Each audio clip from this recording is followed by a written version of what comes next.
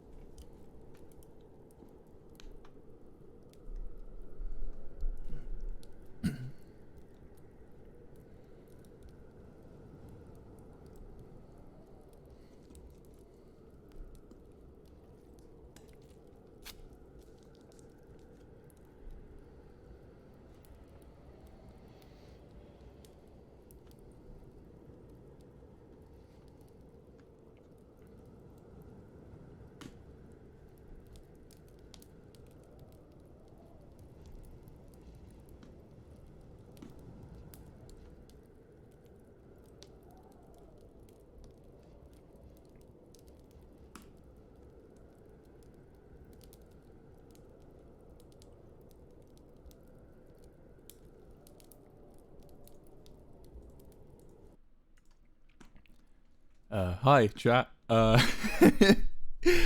was gonna be really cool and just jump straight into the lore, but I'm having a little bit of a moment to say hi. I should explain what's going on for those of you that have missed it, because I've realised to assume everyone knows what's happening would be a bit maybe a little bit presumptuous.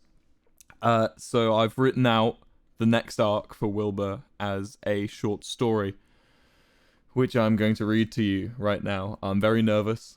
This is my first time writing a piece of fiction, pretty since I was like 15 or something. So yeah, I'm excited.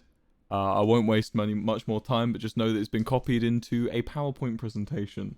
So I'll ruin the immersion for you a little bit, but it's in a PowerPoint presentation. So any errors I'll notice as they come in the PowerPoint. I'll try and read it off of this second screen I have if there's any mistakes. But yeah, let's go.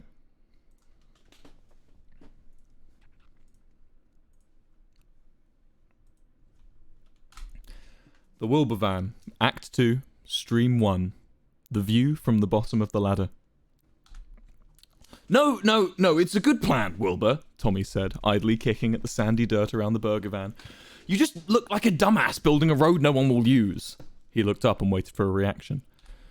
The afternoon was hot, and the sun was high in the sky. Wilbur sweltered as he placed meter upon meter of black, bubbling concrete powder into the desert sands. The thermostat was his enemy, and the city in the distance shimmered like a mirage. It was a simple plan, in his mind, to build a diversion away from Quackity to his burger van, a more appetizing meal for the tired wanderer in the deserts of Las Nevadas, served hot, medium rare, and non-fungible. The people would simply rejoice, flocking from far and wide to get a taste of the succulent steak grilled with American cheese, crispy red onions, lettuce, and a single tomato. At least, he hoped it was. Wilbur had tried Las Nevadas burgers before, and they were good, very good in fact. Rambo would surely be able to compete, but he needed the correct marketing and to devote his energy to the right places. He would show Quackity who was really the mastermind figurehead. The only problem he faced was inaccessibility and infrastructure. "Shut up, Tommy," he spat, kneeling as he smoothed out another air bubble from his road. "People will use it. I asked around. Everyone said they'll come by from Wilburger. They just didn't know where it was." "It's because they don't want you to fucking blow them up again," Tommy muttered. Wilbur chose to ignore this. "It's because they don't want Quackity to have a monopoly, actually, Tommy." Wilbur was visibly exhausted despite little work progress. "They understand the dangers of an uncompetitive economy." "You're an uncompetitive economy, prick," Tommy retorted proudly, his smile wiping quickly off his face as Wilbur turned and looked up at him, his eyes casting daggers. "What?" Tommy whined. "Jesus Christ, I'm so bored! You haven't even served a single burger in the entire time you've been doing this van thing!" Wilbur paused his progress and dropped his weight onto both his palms pressed into the sand. "Just get me more concrete, Tommy," he said quietly. Tommy did not respond.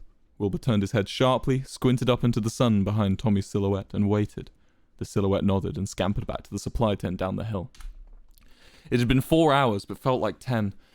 At least a dozen scorpions had been disturbed in Wilbur's construction, and a king cobra almost brought a sour end to the efforts. But still, Wilbur persisted. The road would be phenomenal. Wilbur's jacket and socks sat in a damp, sweaty pile on the junction as he worked smoothing out a stubborn bulge on the edge of the road. Tommy brought him his concrete. Tommy also brought Wilbur a glass of water. Wilbur took both and said nothing. Tommy paused and walked quietly back to the van. Across the sands in the city, Quackity would watch Wilbur from atop the Needle restaurant. He wore a suit, no tie, and idly fiddled with a poker chip he took for his own during the casino's construction. He saw no threat in Wilbur's activities, so why did he still feel a twinge of stress in his temples whenever he would set up his next competitive venture? Quackity could not determine whether it was guilt, jealousy, or simply annoyance at this proverbial fly buzzing round his soup. He chose to hatch a plan. You see, the mind has a strange way of making one want to react even in situations where to remain idle would benefit it. The mind always wants to throw water on the grease fire, pull up into an aerodynamic stool, and pick at the scab. Quackity always felt a desire to react to his nemesis. Wilbur would receive Quackity's summons not long after laying the halfway point of his road in the early evening. The irony that Wilbur would be invited inside into a cold Las Nevadas restaurant just as the sweltering sun crested over the hill and began disappearing into the horizon was not lost on him. He smiled and chuckled into a cough before hoisting to his feet and strolling up towards the city lights. Wilbur thought the Las Nevadas skyline was bare, propped up haphazardly in the middle of a desert and held together with concrete and tape. There's not much that could be lost if a tornado swept through the entire place. He had written a poem about it before, while ignoring Rambu, who was talking about something he was far too interested in. I am the gilding of the gold. I am the painting of the lily. I am the crushing of the sand. I am the torrading tide of bland. I am the taunting silver light which penetrates and scars the sky. I am the remnant hopes and dreams of all good men that come to die. I am the surgeon's chromium dagger. I am turgid Las Nevadas. Upon his arrival, it didn't take long for Wilbur and Quackity's discussion, however, to deteriorate into arguments. "And for what?" Wilbur shouted, on his feet, arms wide. "You to overthrow me again? What, you want my van now? Here!" He slammed a key on the table in the empty restaurant. "Wilbur, I don't want your van," Quackity said calmly. "Take my van!" "Wilbur, I don't want your van." A silence fell over the two, Wilbur breathing gently through gritted teeth. Neither of them knew it, but the Needle restaurant had just rotated its 5,000th time. Quackity had simply asked Wilbur what he thought of the meal. This had progressed into arguments over the chef's competence, then Quackity's competence, then Wilbur's demeanour. All Quackity needed to ask is if he could take his coat from him.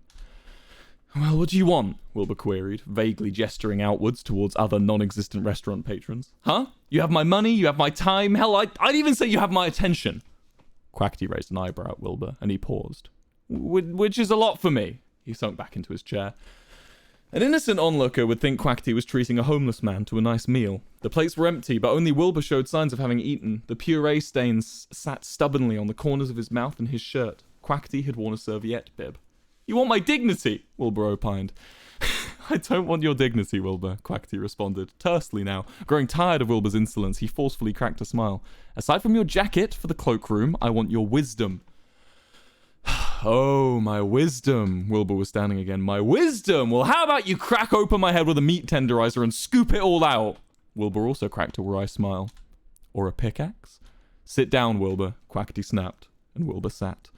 "The thing is, running a nation is hard," began Quackity, Wilbur's eyes attempting a roll. "You have a lot of people depending on you. They invest their lives, their time, and their future into your hands. It's a cliche, but they pay through blood, sweat, and tears. And I just don't think I can offer my people the best life on my own," he continued. "Wilbur, I want to offer you a position." This sentence stirred Wilbur, and he finally seemed to have time to listen.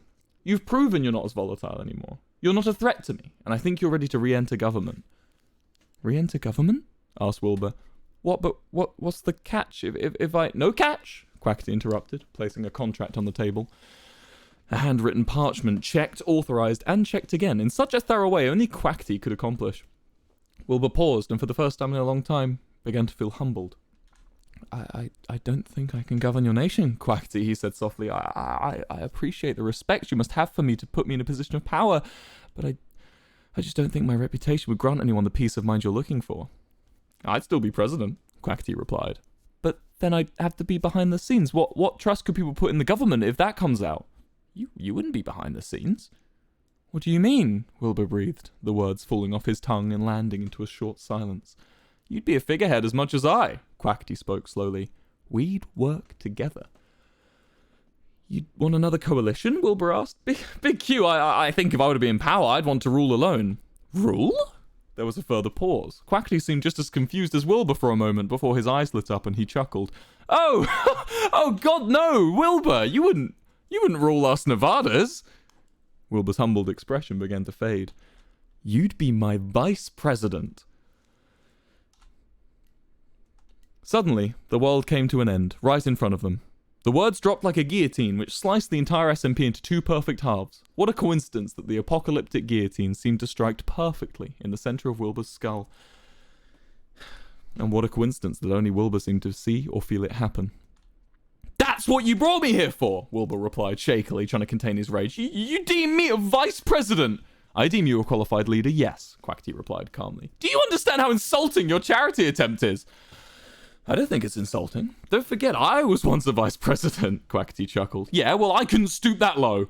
Wilbur slammed his fist on the table and stood up.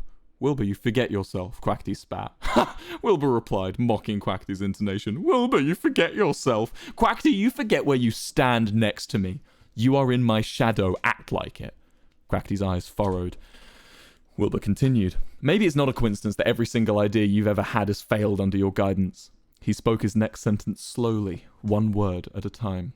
"You are a walking second-place medal." "And yet you are the one who lost an election, even when you tried to rig it," Quackity snapped back, like a whip. Almost as soon as he'd finished his last word, Wilbur was struck out of his rage. "Get out of my nation." "You're kicking me out?" "Yes, leave." There was a pause. Wilbur glanced around the restaurant, taking in everything he could before his ejection.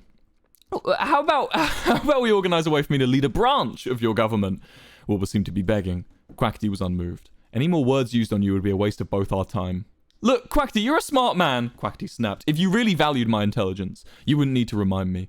I'll be out of your hair. You won't ever have to think about me again. I don't think about you at all," Quackity replied, and Wilbur's face plummeted. A silence fell across the room, only to be broken by a gentle squeak of the rotating cogs. Quackity shattered the silence like ice. Oh, Wilbur, how relaxing it must be to have a mind unburdened by embarrassment. The elevator pinged and opened in front of him. Through Wilbur's apparent numbing red mist, he somehow managed to navigate his index finger to the ground floor button, and after holding it for what an onlooker would deem a questionably long time, released it to a satisfying elevator ping. Tommy was waiting for him at the bottom of the restaurant, idly pouring sand between his two hands. "Wilbur, how was it?" he asked, standing up and walking towards him. "Did you steal his eyes? I would have stolen his eyes, but I'm built different." Wilbur didn't really answer, staring past Tommy and towards a knocked-over outdoor patio chair covered in sand. He smiled, shook his head and replied, "There's nowhere left to go but up." The Wilbur Van Act 2. This will be the second stream horseplay. Rambu missed a lot from back home. Being on the outskirts wasn't all it was cracked up to be from Wilbur's persuasion. He missed his home, he missed Tubbo, and he missed Michael. Still, Rambu saw something in Wilbur. He saw a man trying his best to carve out a legacy, a man at his lowest trying to gain redemption. But unfortunately, he also saw a man with an insatiable pride, a man who was a living bomb about to explode. And scariest of all, he saw a bit of himself. Tubbo walked out the back of the Las Nevadas burger bar and bumped into Rambu, who was sitting on the hill. "Oh, hi Rambu," Tubbo chirped as he dumped a garbage bag full of old food into the dumpster. "Hey Tubbo," Rambu chimed back at him with a wave. "Just hanging out by the bins, huh?" "You know me." Rambu scratched his cheek and an awkward silence fell over the two. Rambu wanted to tell Tubbo he missed hanging out. Surely Wilbur wouldn't mind if they just went for a walk between shifts.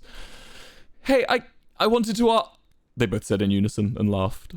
You first," Rambu insisted. "Okay, I wanted to know if you wanted to come into the restaurant for something to eat. Big Q said I can have anyone round after my shift is done, as long as they purchase something for at least $20. Tubbo smiled, and Rambu felt a wave of relief over him. "I was going to ask you pretty much the same thing," he said. "Really?" Tubbo shouted incredulously. "Yeah, I need to ask Wilbur, though. I don't think he's keen on me hanging out in the city." "I can bring the food to you. We can eat across the borders," Tubbo suggested.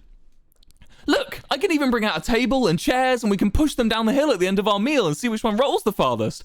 I have this theory that the chairs will go further simply because they have a tall, rounded back, and the tables will only go so far before they land on their top side. Well, it's like a 50-50 chance, really."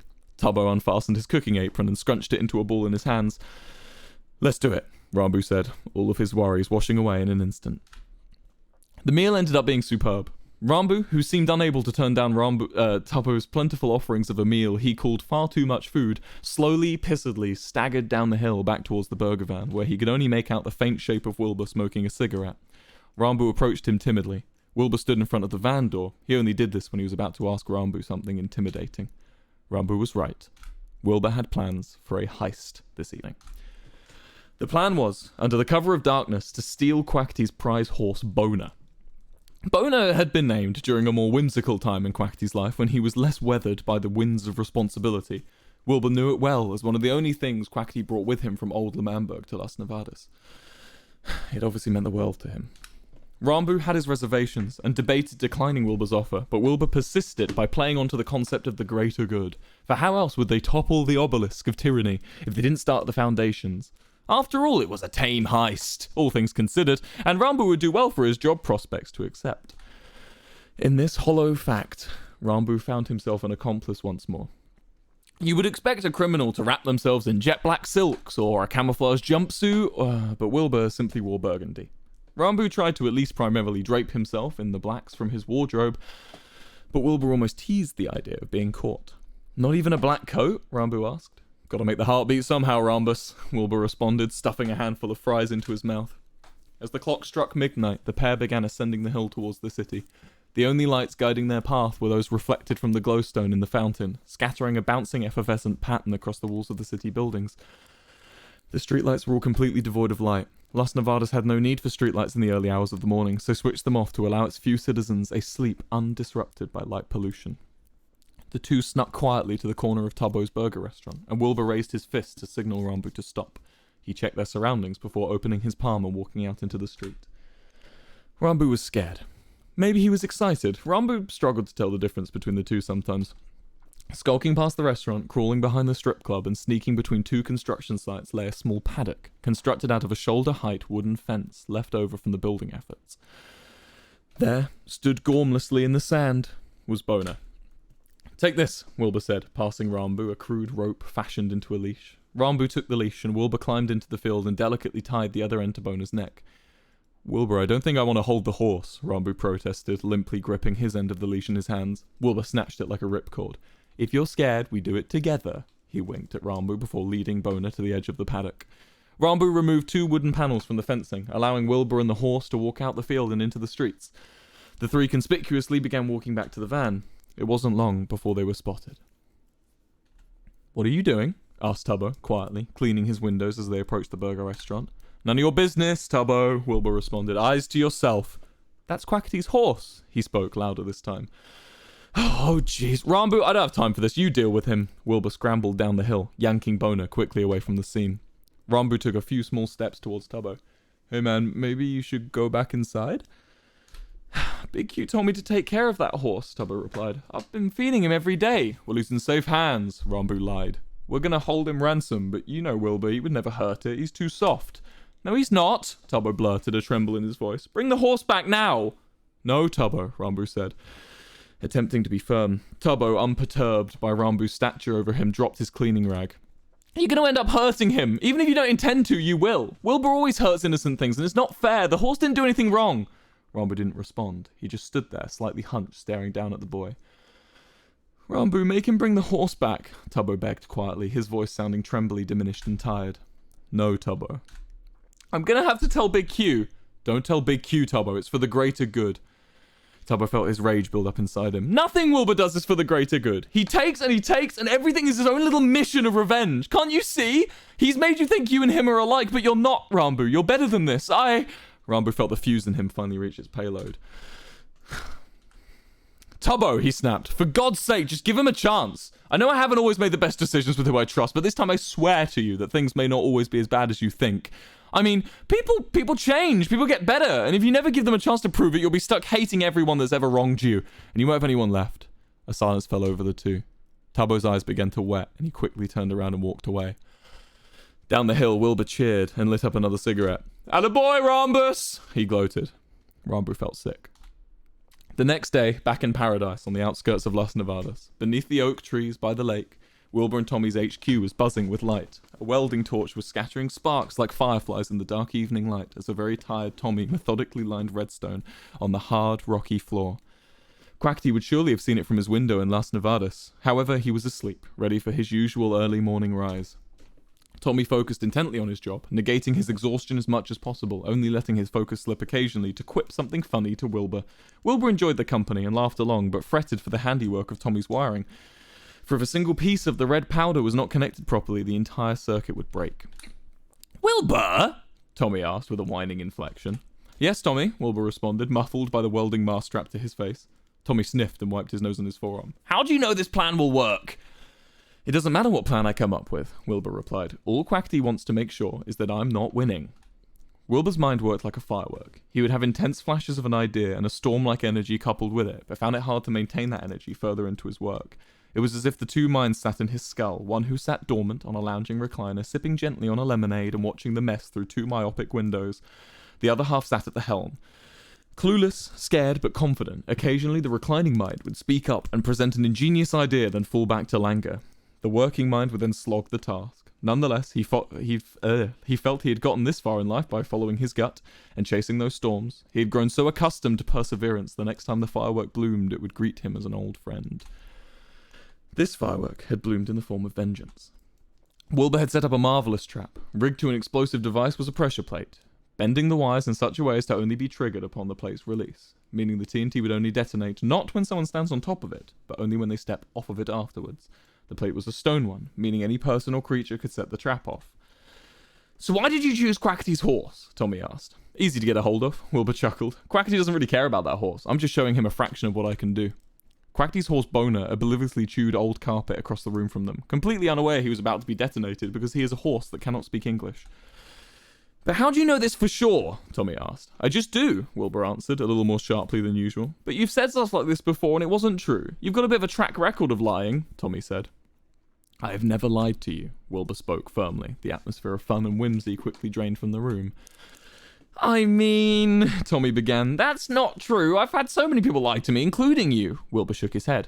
I've never lied to you.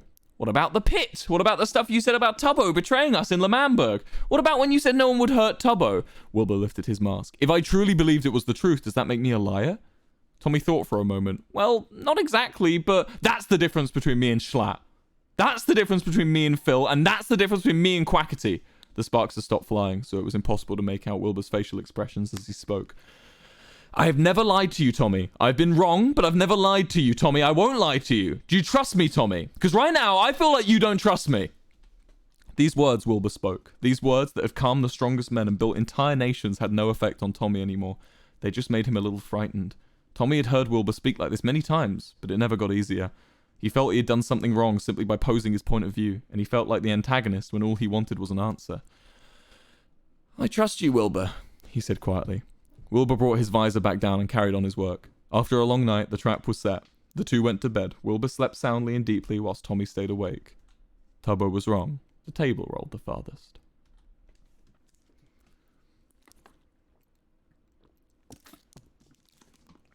The Wilbur Van, Act 2, Stream 3, hitting on 16.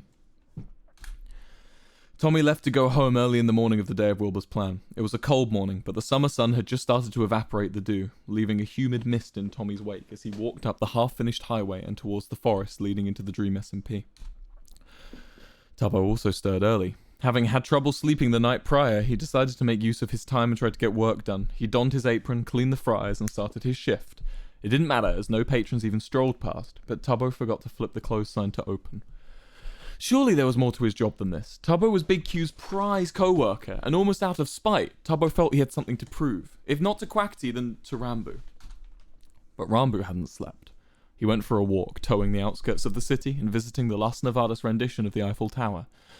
No matter how hard he tried, he couldn't seem to switch his brain on. It was as if the morning humidity had permeated his skull, and every one of his thoughts simply disappeared into the fog as soon as they were made. Wilbur awoke with a spring in his step.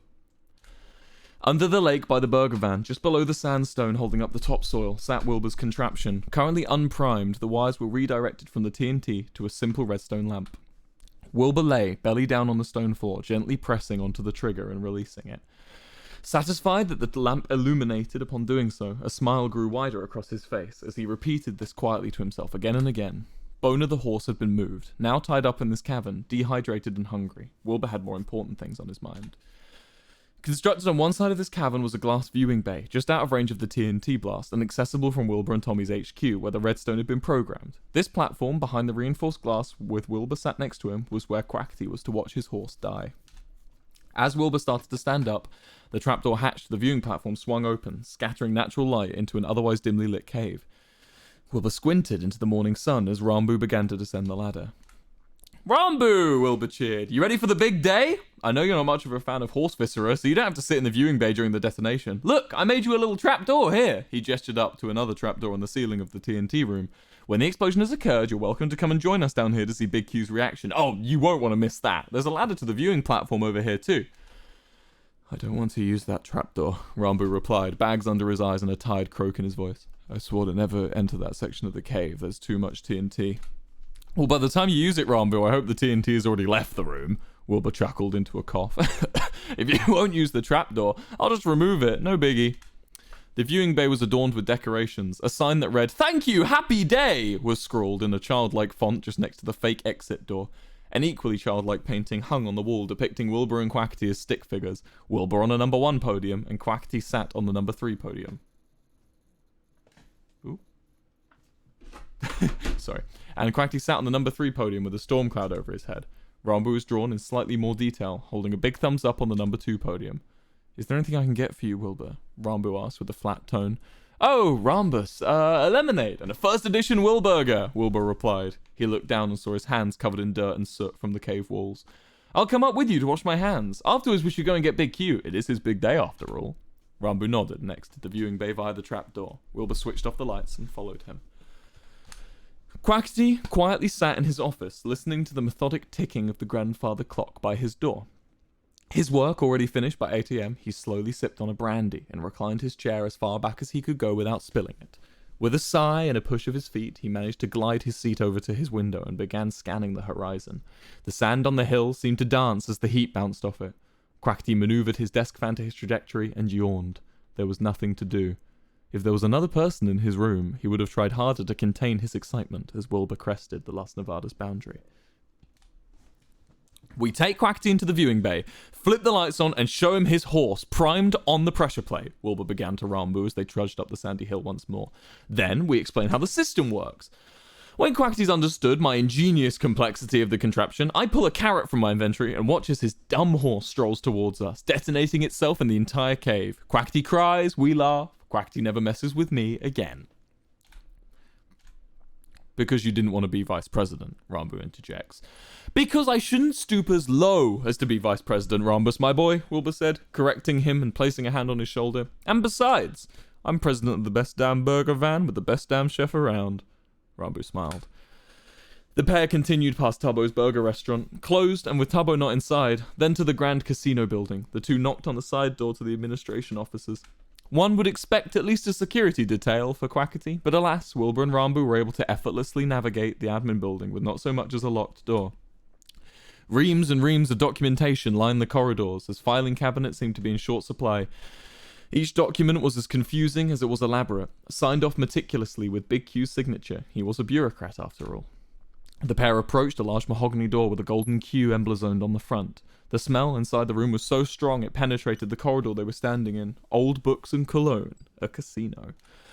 Wilbur knocked 3 times with the blunt end of his fist, and a voice, almost auditioned, beckoned him inside. He turned the handle and swung open the door to reveal Quackity sitting at his desk with 3 glasses in front of him. He flipped a poker chip idly between his fingers and posed as if he was preparing for a photograph. Wilbur contrasted the scene by immediately clearing phlegm from his throat. Quackity, how are you? Wilbur asked, taking in the scene. I'm doing marvellous, Wilbur. Yourself? Couldn't be better. There was an awkward pause, and Quackity almost dropped his poker chip. Please take a seat, Quackity insisted, standing up and pouring the two of them a drink. I didn't think I'd see you back here so soon. No, I mean, me neither, but I just had to come in person. Is this about my offer? It still stands. I think you make a great vice president, Wilbur. Quackity offered, with a smile. A vein bulged on Wilbur's forehead. That's not why I'm here, Quackity, and I think you know that, Wilbur said, cranking out the most realistic laugh he could manage. I actually have a gift for you. A gift? Quackity's eyes widened. Well, where is it? I'd love a gift. It's back in paradise, the burger van. At the burger van? Is it too big to carry? Oh, very much so, Wilbur responded with a smile. Come, he continued. Let's take you here now. Every part of Quackity's being could tell this was the most simple trap he'd ever seen. Wilbur was most likely aware of how suspicious he looked, but most likely didn't care. Okay, I'll bite, Quackity said, sitting back down. What's the catch? Come on. You gonna take me back and leave Rambo here to graffiti my office? I've seen your graffiti, Wilbur. It's not good. You need to use primers when you draw penises on our city walls. We can just wash them off otherwise. It took the janitors 5 minutes to... It's not graffiti, Wilbur interrupted. It's a gift, an actual real-life gift. I wanted to say sorry for snapping at you in the restaurant the other day. Wilbur almost sounded sincere, and for a moment, Quackity was intrigued. Wilbur only needed a moment, because 5 minutes later the 3 of them were strolling back to the burger van, Quackity being flanked by the 2 of them, and Rambo not saying a word. The air was still. Birds seemed to leave the area around the van in anticipation of what was to come, and the sun dipped behind a patch of grey clouds just as the day was reaching its climax. Wilbur, despite designing the TNT to be the perfect distance from injuring himself or Quackity, failed to measure the distance between it and the van. He hoped instead his rough design under the water of the lake would allow protection for all the surface damage. He also failed to actually test if the redstone line was connected to the TNT, as he was too afraid of setting off the dynamite too early. As they approached the van, all of these thoughts danced in Wilbur's mind, and a single bead of sweat dripped down his head. His heart pounded in his chest, and he felt alive. Quackity! Wilbur tapped Big Q on the shoulder. Down there! Quackity looked down at the trapdoor inside the HQ and then back up to Wilbur. With a little hesitation, Quackity gently raised the hatch and took in the sight of a totally dark room, stirred with dust and smelling of sulphur. He turned back to Wilbur, who was eagerly waiting with a straight posture, smiling in anticipation. Quackity, never one to disappoint, descended the ladder into the darkness. Wilbur and Rambo followed behind and shut the trapdoor. Now, Quackity, Wilbur began, you may be wondering why I brought you here. I couldn't possibly guess, Wilbur, Quackity responded, the 3 of them being completely blind in the darkness. Well, I have to come clean, Wilbur continued. There is no gift, for you at least. Quackity's eyes rolled as he feigned surprise. I never saw this coming, he replied. You know your horse, Boner? Wilbur asked with a malicious grin. My horse? Quackity grew concerned. Well, yes, I know my horse. What have you done to my horse? I'm glad you didn't forget about it, just like you did with everything else from your past life. Wilbur, what have you done to my horse? Don't worry, Quackity. It's not so much what I've done. No, rather what your horse is about to do to itself, Wilbur exclaimed with a manic laugh. He walked over to the wall and pulled the lever as suddenly the entire room was flooded with lamplight. A gentle hum overtook the background noise as the 3 men's eyes started to adjust to their new surroundings. There was no horse. There, stood on the primed pressure plate, scared as all hell, was Tubbo. I found your horse, Big Q, Tubbo said, a shake in his voice. I think he's on the surface now. Wilbur, what the fuck is this? Quackity asked, rage building in him as his hands trembled into a fist. What's all that TNT for? Wilbur's face plummeted as he realized what he had done. Oh, no. Wilbur shook his head. Tubbo, how did you get there? Tubbo, don't move, Wilbur shouted down into the cave, a huge dose of terror in his voice. I went to find Quackity's horse, Tubbo shouted back. I only saw he was rigged to explode after I swapped places with him. If I stand still, will it still trigger? I don't want to die, Wilbur. Rambo scrambled up the ladder to go find help. You won't die, Tubbo, it's fine, just stay still, I'm coming to get you, Wilbur said, placing his palm against the glass. Wilbur, what have you done? Quackity asked, shoving Wilbur up against the glass of the viewing platform. It creaked gently under their weight. You want to kill Tubbo to prove a point? You knew he'd come to my aid. Quackity, this isn't what I was intending. I was going to blow up your horse. Wilbur was interrupted as Quackity struck him in the stomach with a single punch. Wilbur recoiled with a groan and slumped down to his knees. Oh, Quackity, please, I can fix this, he stuttered. You've done enough, Quackity spat before reverting his attention to Tubbo. Tubbo, how can we get you out of there? Wilbur darted between Quackity's knees and picked up the fake exit door and hurled it at the glass, creating a small crack across its surface. Tubbo, I'm coming to save you, he yelled. Thank you, Wilbur, Tubbo stammered. Wilbur picked up the door again for another throw, but before he could even lift it, Quackity had tackled him to the ground.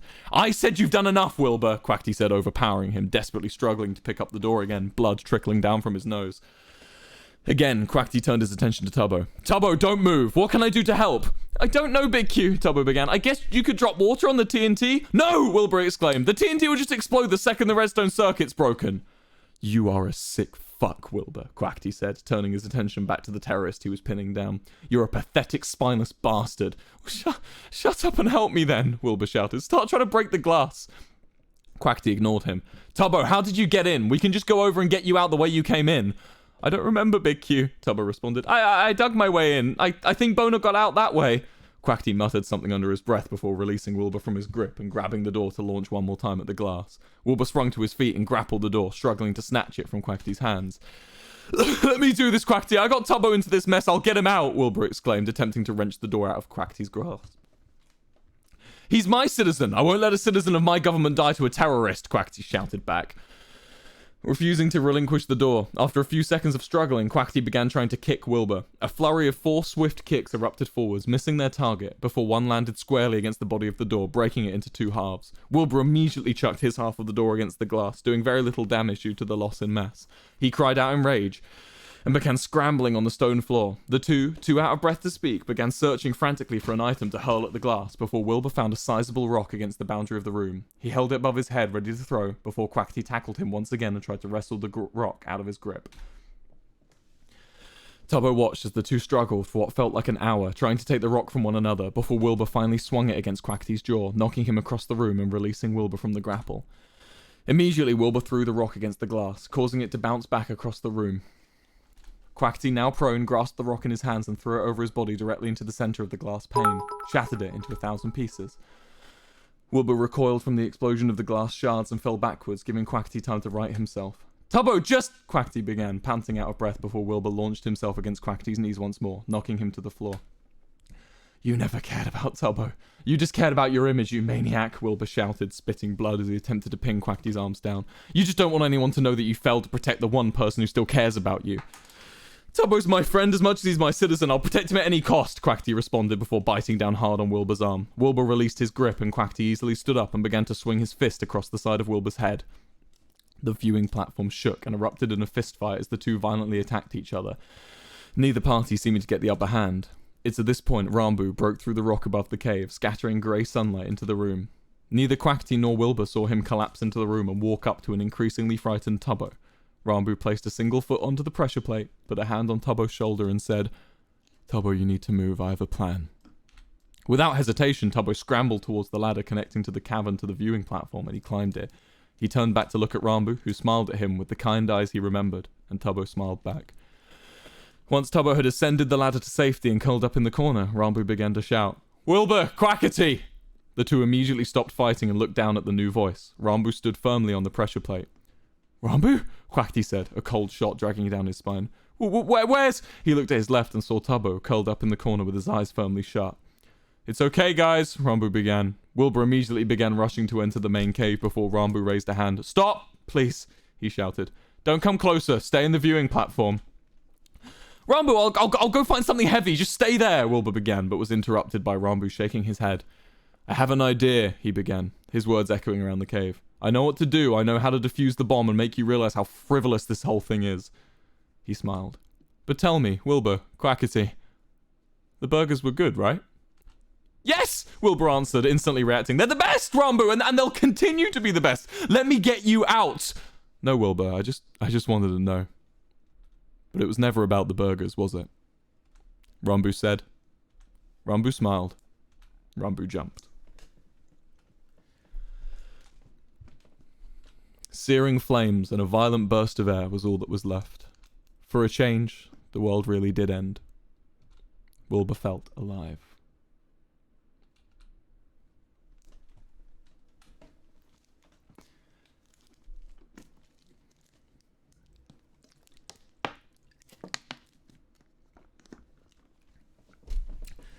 Hell yeah.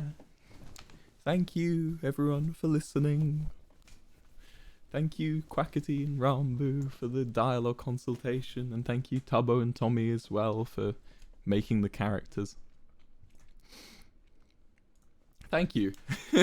Thank you for coming down. I hope you enjoyed. Hope you enjoyed my take on the lore. I will be carrying on the character of WilburSoot in future lore streams. Thank you for the gifted sub, Dynacals. I hope you enjoyed it. Again, I want to thank Quackity and Rambo and Tubbo and Tommy and everyone for making such cool characters and for allowing me to write them and for coming in and reviewing. They all came and reviewed what I wrote and they all gave the all clear, and some Rambo and Quackity especially changed up some dialogue to more fit their characters. So what you're seeing is a very accurate representation of the characters and how we would have acted if we were actually on the screen as it was going. Yeah, I also want to thank Dream for making such an awesome server and allowing, you know, people like me and all of the people on the server to express ourselves with art and with stories. So thank you, Dream, for the Dream SMP, and thank you for listening. And I will be coming back with more. Thank you for the gifted subs. Thank you for hanging out. I hope you have a great day. We're going to raid Philza Minecraft, who's currently playing the Origins SMP. You guys are all splendid as per. I will be streaming again very soon, I assure you. I'm going to be working on Softboy at the moment, so maybe a little bit of a gap between the next stream, but I hope that was enough to tide you over and get all you lore theorists excited. Anyway, I won't talk too long. Hope you enjoyed the story. Bye-bye, everyone. It's been an absolute pleasure. You guys are the best. Go give Phil some love. There's too many viewers. Cannot raid Phil. Okay.